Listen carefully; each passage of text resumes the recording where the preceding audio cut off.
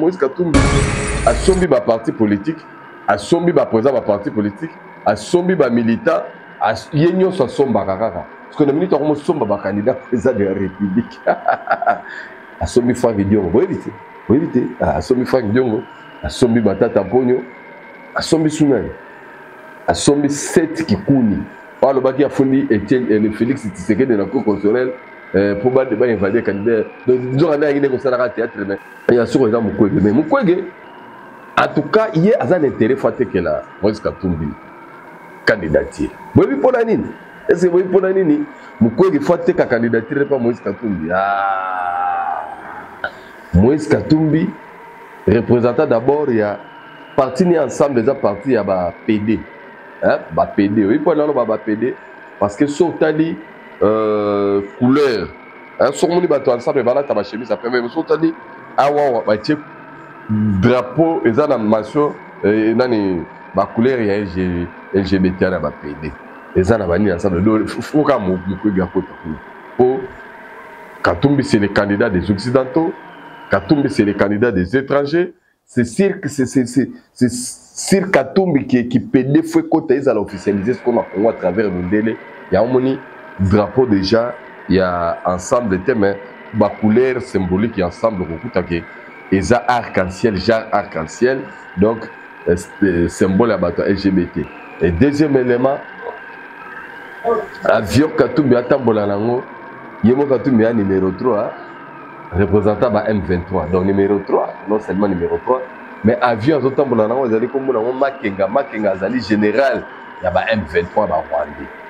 Et moi, si à Katumbi, Azali burundais, c'est 100%. Ça dit que les autres sont Katumbi dans la République, dans la maison civile, il y a chef de l'État, et vous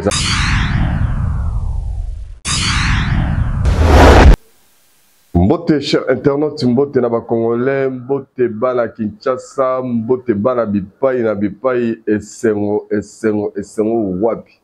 To monani ngai buka mona buka kwikila.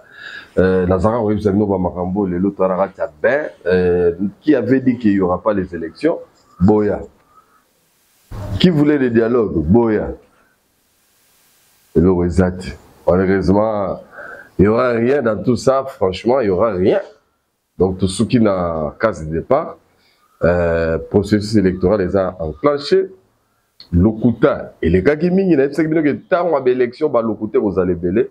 Merci d'abord à travers Tindika Télévision. Merci à Junior Kapaya, Ramilema, Rifeki Sombe, tous ensemble. Voilà, merci. Alors, Bonibino, Bana Poutou, Bonibino, Bana Africa, Bonibino, Bana Asie, Bana Amérique.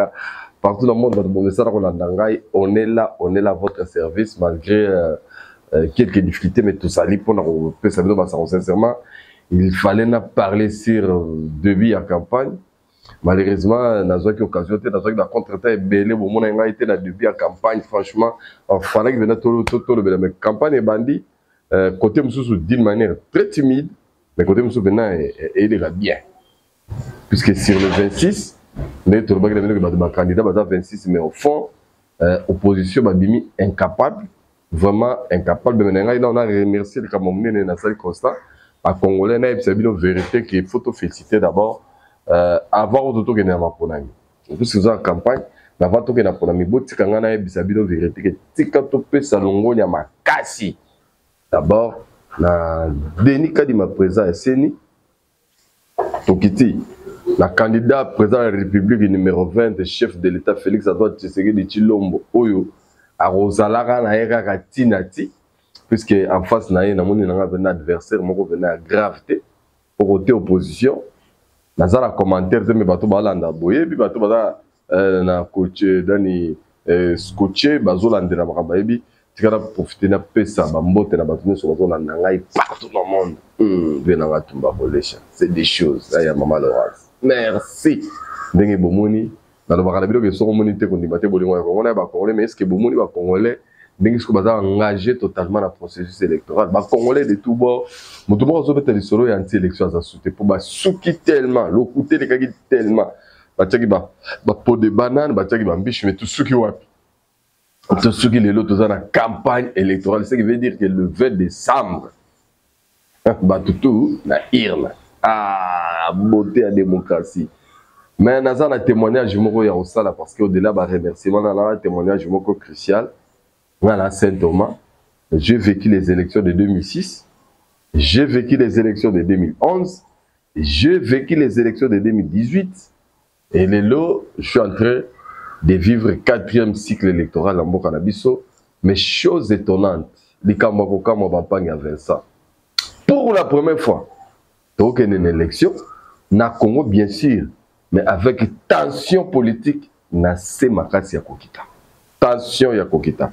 Contrairement parce que période de Tozali, là 2006, est très mouvementé, très donc ça dit que la violence, ma bébélé. Donc qui est des alaratés. Quand même, donc on avait même l'Union européenne déployer ses militaires au Congo lors de la campagne électorale. Là, il y avait système à détour, hein, parce que les détours des élections n'ont vécu qu'une seule fois. Le système à détour, il savait qu'un balamora, et c'est comme ça m'a 2 fois. Quand on a tout première législature, premier cycle, Bemba, Dani Kabila. Parce que, souvenez-vous, à l'époque, il n'y avait pas le papa Tshisekedi. Dans le processus, tous les ministres étaient les Roubert et consorts amitiés, la plupart ont éliminé 2 premiers tours. Et les 2 premiers tours, on a éliminé, et on est resté avec rien que 2 candidats. Et les 2 candidats, on a vu des choses. Hein.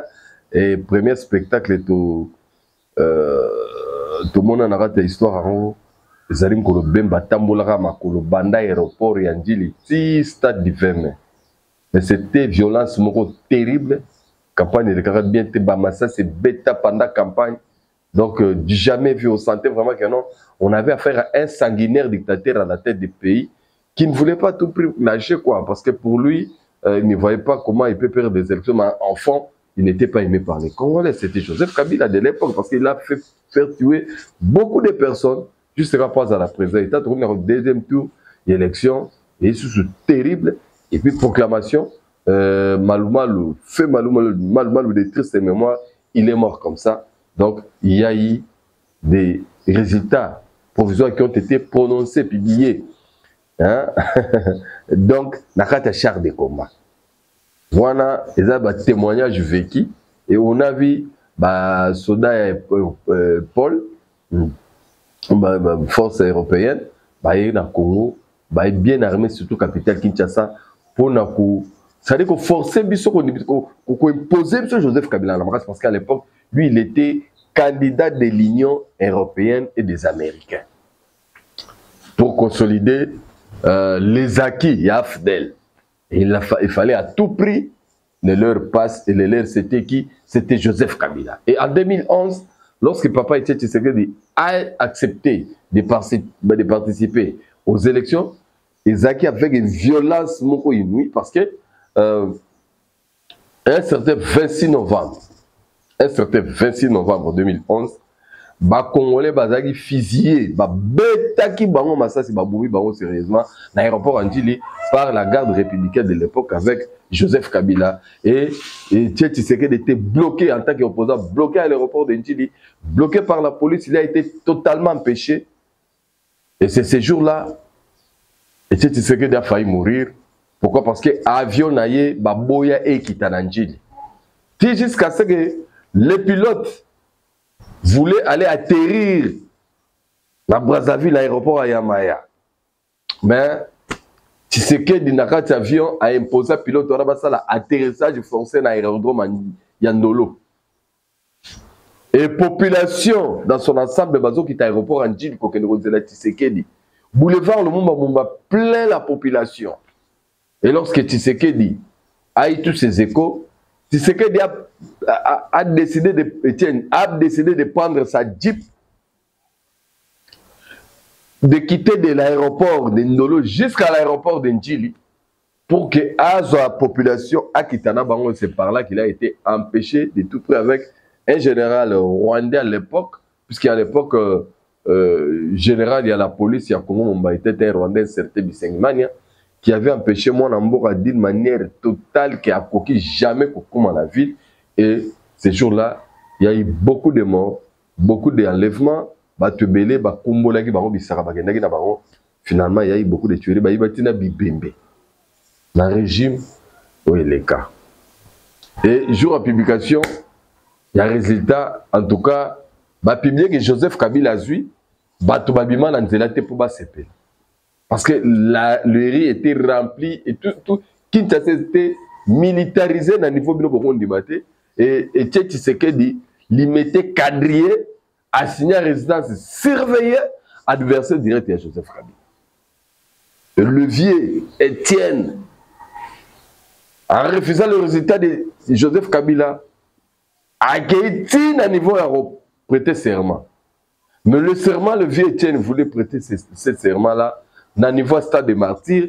Et stade de martyrs, c'est cadré dans un char de combat de façon que la population a été dans le stade de martyrs.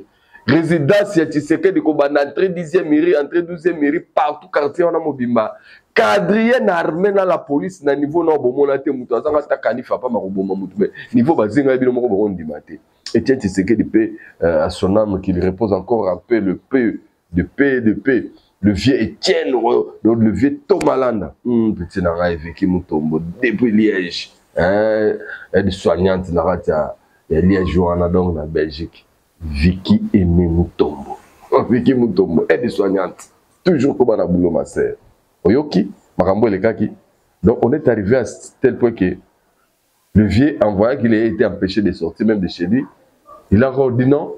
Si c'est le cas comme Babo, il a prêté serment dans le stade des martyrs, il a prêté serment dans Ngaï.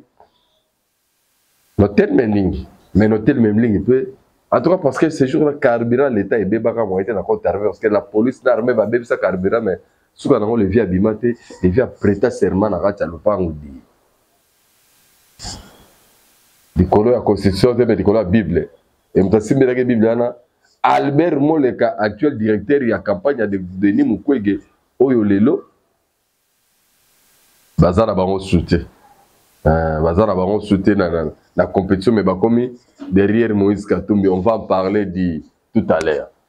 Alors, 2016, donc une élection, Indi, Bouébi, préavis, carton rouge, carton jaune avec Etienne Tshisekedi, trouble terrible. Tozo Kimiate, Moutou Bande, Kumba 2017, 2018, rassemblement, et ma bé, Félix, et ma bé, Tshisekedi Akiti, atterrissage dans la caméra. L'aéroport en Chili, tellement plein, bêta, gaz, sala, mais ils n'ont pas tenu. Et Tshisekedi Félix était tellement fort, tellement lourd. Toujours à dépôt à candidature Félix Tshisekedi, bêta, massa, c'était la gare centrale. Donc on a juste témoigné combien violent ces alaki dans 3 cycles électoraux avec Joseph Kabila. Et on le voit aujourd'hui avec Félix Tshisekedi. Je sais que d'abord, il y a la démocratie qui rayonne. Premièrement, c'est sous Félix Tshisekedi que je vis. Le candidat président de la République, base à la valider 26 sur 26. Donc, Seni a validé 24, Cour constitutionnelle qui a baqué sur 2, et comme 26 candidats, on va aligner la compétition. Même ceux qui criaient qu'on veut invalider ma candidature, et on a peur de moi le matin, tampon consort, le boulot. Parce que, or, il va commercer à ma candidature, parce que tant que validé maintenant, ils commencent à vendre leur candidature auprès de Moïse Katumbi, parce que Moïse Katumbi a sombi ma parti politique, a sombi ma président ma parti politique, a sombi ma militant, a yenyo sa somba kakaka. Parce que nous avons dit que somba candidat président de la République. A sombi Franck Diongo, vous évitez, a sombi Franck Diongo. Asombi Matata Ponyo, Asombi Sunani, Asombi 7 Kikuni. Par le baki a fourni Etienne Félix Tshisekedi de la Cour constitutionnelle pour invalider les candidats. Donc, nous avons dit que ça a théâtre, mais il y a un commerçant Bilamba Turquie, on peut commercer candidat dans un qui a évité ça, qui a Moïse Katumbi na combien. Il y a sur exemple Mukwege. Mais Mukwege, en tout cas, il y a un intérêt fort que la Moïse Katumbi candidature. Vous voyez pour la nine. Est-ce que vous voyez pour la nini? Mukwege faut que la candidature n'est pas Moïse Katumbi. Moïse Katumbi, représentant d'abord, il y a parti ensemble déjà parti, il y a PD. PD. Oui, pour aller PD.